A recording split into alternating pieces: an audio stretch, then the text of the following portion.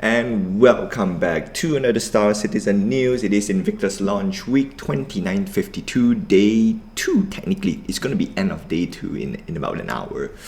And I'm very disappointed because I could not play the game. There's lots of technical issue on my side, so apologies there. Because I want to actually get into the showroom, play the game, right? And then we're going to check out some of the ships, talk a little bit about what ships should you get.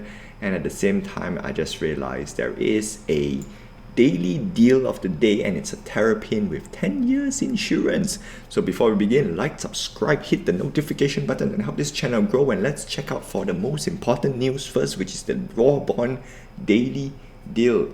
That's right, so Terrapin is actually a exploration scanning ship, and it has a War Bond deal.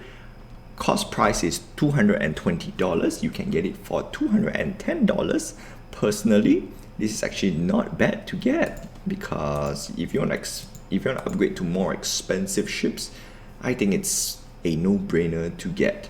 And for me, I would use, instead of using the Vulcan, because Vulcan is not flight ready, so if you're gonna use the Vulcan to store up what do you call this, for Terrapin down the road, if you want to upgrade, if CIG were to release Vulcan within this year, the price will definitely increase. So normally I'll just pick the Hurricane, pay the $15 instead of $25, and you save $10. And then from there, you can actually use Terrapin to upgrade to whatever ships you want, more expensive ship. And that's what we're going to check out.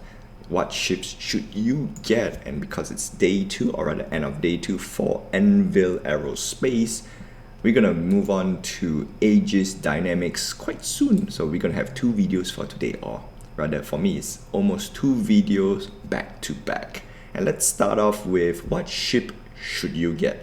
And of course we didn't do the Legionary just yet. I'm gonna save it up for later.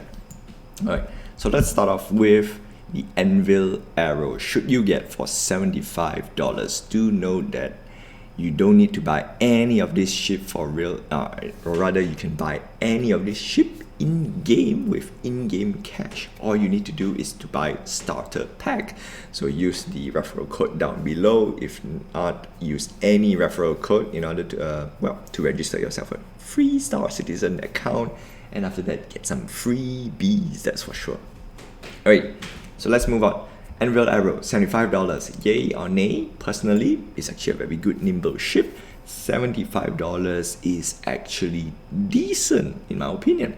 It is the cheapest light fighter that you can get. Sure, there's another cheaper one, which is the consolidated Outland Mustang. Now Mustang is, I'm gonna admit right now, from here on out, it needs a rework for cargo space, but if it doesn't have a rework, it should rename itself to a starter fighter. That's one thing.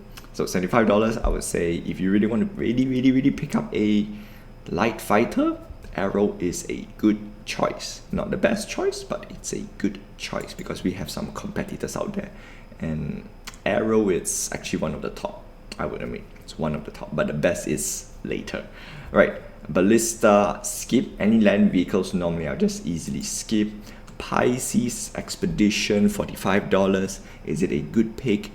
It is one of the top picks for stars. I'm not saying now, but for this event, because we have a discounted starter pack, so it is worth picking up. The best is still Avenger Titan from Aegis Dynamics, which is later.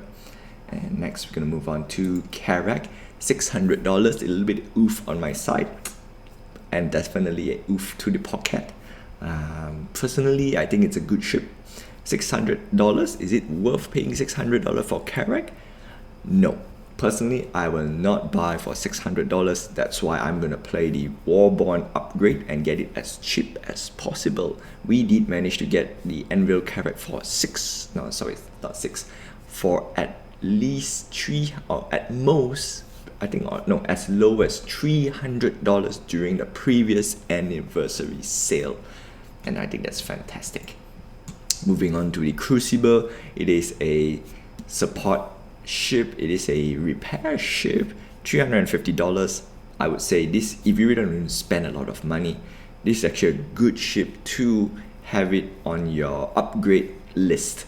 because it will increase in price, and personally I think it will increase up to $500. Yeah, could go up to $500 or maybe higher, but I'm gonna put $500, seeing how the Carrack grew and seeing how the Redeemer, no, not Redeemer, the Reclaimer, maybe it's just 400. But if we can carry a ship around like a mini pocket carrier, I think it's gonna be at least 400 to 500 personally. Moving on to a medium fighter, the F7C Hornet at $110. Now this one is definitely worth picking up. It is cheap, it is decent, and it's a medium fighter, and medium fighter for $110, I think it's doable. Definitely, for sure. It has a lot of firepower, a lot of pew pew, and of course it has heavier armor than a light fighter. So $110, it's a decent pickup, and yeah, I think this is okay. Wildfire, this is basically a better loadout than the F7C Hornet base at $175. Unless you really like the paint job, I think it's a skip for me. Yeah, I think you just skip. Get the base, and you can always go in-game and buy the ball turret, and you can have the same exact loadout with the Hornet Wildfire. You only pay $175 just for the crazy custom scheme. But if I were you, save the money and buy a F7CM for $180. In fact, wait for Valentine's Day. Unfortunately, Valentine's Day is past. You get the F7CM Heartseeker, which is a better skin in my opinion. You get some cool classic bomber style decal on the side, and I love that. $180, this is actually a very, very good ship compared to F7C base Hornet. This is actually much better. The only downside is there is another good competitor to the F7CM Super Hornet, and that's in Aegis Dynamics. We're gonna check that out as well. Moving on to the Hornet Tracker. This one, I think it's a skip for me. Hornet Ghost, okay, this one could be decent, but at the same time, if you want to go for stealth, go for the manufacturer that is actually putting out the best stealth fighter on paper right now, which is Aegis Dynamics. You can call me a fanboy, but when it comes to paper stats, Aegis kind of win a lot. The Anvil Gladiator, a versatile bomber fighter, $165. Now this one is a little bit on the, I don't know, it's an odd duckling right now. Would I pay cash for the Gladiator? No, I would say $165, just buy the Super Hornet. It'll be much better, that's for sure. Moving on to the Anvil Hawk. Now this one is an interesting ship because this has an EMP device on it. $100, this is the, not to say the most expensive, but the second most expensive, because again, Aegis has another EMP ship and it's cheaper and it's better. Yeah, yikes. But this one has a bounty, has a, what do you call this, a prison pod for you. So this one, I think it's in the ballpark of okay. If you really want to get it, if you want to do bounty hunting, this ship is all in one. So I think it's okay.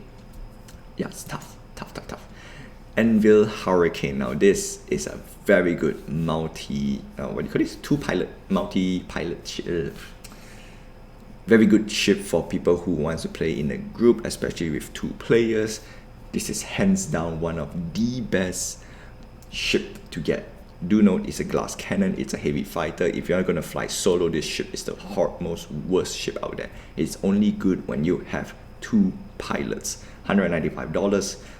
Yep, if you have friends to play with, I think it's great, or orc mates, this is worth picking up, that's for sure. But save the money a little bit, and we're gonna check out the RSI Scorpius. That's one, it's a little bit more interesting, I say. And moving on to Legionnaire for $120, combat boarding ship, the cheapest boarding ship by far. Should you pick up right now, it will increase in price a little bit, that's for sure. So I wouldn't say pick up the ship, I would say at least upgrade to the have an upgrade path to the ship. And once it gets released, flight ready, then you have some ship with a little bit more, what do you call this? A discounted ship. Yeah, that's how I put it. Most likely it raise up to 140, 140, 150 odd. Yeah, that's around there. Next, we're gonna go for a light carrier Liberator, $575. Now, this is a transport light carrier, and right now there's no carrier in the ship. That is, technically there's no carrier in the ship other than the Anvil Carrack, which is a snub. Now, say it only can carry a snub fighter, which is Merlin, at most Aurora, but it usually carries Pisces. Okay, so that's one. Number two, you have the Hercules. Now, Hercules is a little bit better, $400, the C2 variant. That one can carry small ships, same thing, it's quite good, but this one can carry more bigger ships, that's for sure. Personally, this is mainly for big orcs or skirmish guerrilla orcs, yeah, small orcs. But if you're gonna fly solo, nah, I'm gonna skip. $175, easy skip. Spartan, again, easy skip. Ground vehicle. Anvil Terrapin. Now this one's a bit interesting. I would say it's in the ballpark of maybe, and I think it's a nice pickup because right now this is the smallest scanning ship in the verse, and it's one of the best small scanning ship with heavy armor.